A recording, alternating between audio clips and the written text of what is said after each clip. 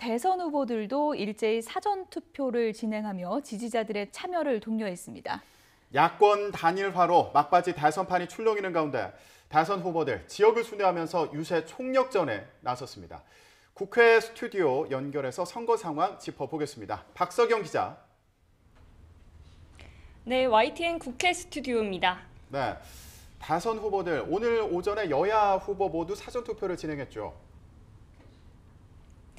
네, 여야는 박빙구도에서 지지층이 대거 나서는 사전투표가 판세를 좌우할 수도 있다고 보고 참여를 독려하고 있는데요.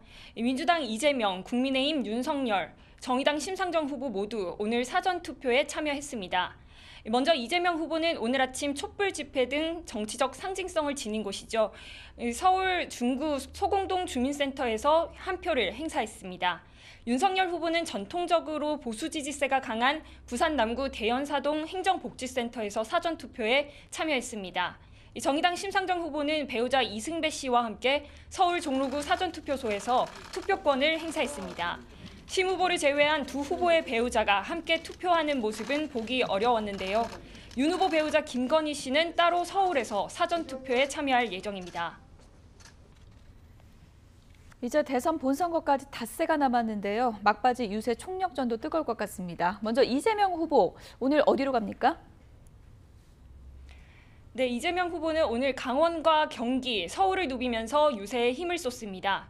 먼저 홍천 유세에서는 진짜 안보는 민주정부가 잘한다며 안보 안심 대통령이 될 것을 강조할 예정입니다.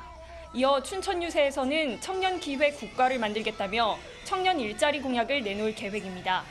아울러 정치적 고향인 경기도의 남양주에서 현장 유세를 하고 서울 광진과 강동 지역 집중 유세를 펼칩니다. 유권자 수가 많고 상대적으로 부동층이 많은 서울에서 부동산 문제 해결과 2030 여성 정책 등을 내세울 계획인데요. 야권 후보 단일화로 출렁이는 판세에 대해서는 명분과 시기 등을 지적하며 정면 돌파를 시도할 것으로 예상됩니다. 윤석열 후보는 어제부터 6박 7일 유세 일정에 나섰는데요. 오늘은 텃밭인 영남권을 찾는다고요? 네, 오늘 윤 후보는 보수 텃밭, 부산과 대구, 경북을 누빕니다.